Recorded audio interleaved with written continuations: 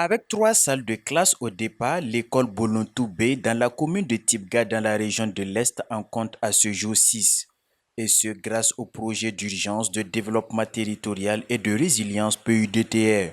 Ce projet procède ainsi à la normalisation de l'école primaire avec ses trois salles toutes équipées en ajoutant un bureau pour le directeur de l'école, un magasin et des latrines. L'objectif est d'améliorer l'offre de la qualité éducative dans la localité ainsi que la résorption des écoles sous Payotte. En tout cas, ça nous a beaucoup soulagés, vu l'effectif qui était pléthorique. On avait des problèmes de salles. Mais avec l'arrivée de ces bâtiments-là, ça a beaucoup désengorgé.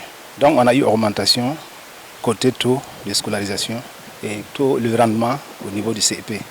Près de 80 millions de francs CFA ont été injectés dans la réalisation de ces bâtiments. En plus des infrastructures éducatives, le PUDTR a procédé à l'extension du CSPS de Tilonti dans la commune de Diapango. Là sont construits des halls d'attente, un poste d'eau autonome, une maternité et un dépôt pharmaceutique alimenté par l'énergie photovoltaïque. Au début, à la maternité, nous sommes obligés de rentrer avec des portables ou bien soit des torches pour allumer, faire accouchement. Mais depuis ces installations, on arrive à réaliser nos accouchements sans problème. Et surtout l'eau, on souffrait.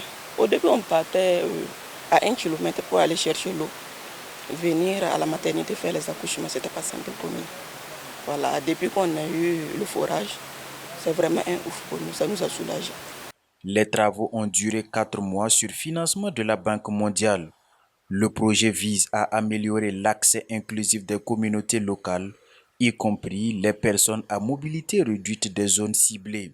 La philosophie du projet, c'est d'élever tous les obstacles de développement au niveau des différentes localités où il intervient. Donc nous sommes dans une approche de massification des interventions, de manière à ce qu'on réponde vraiment aux besoins de développement au niveau des localités.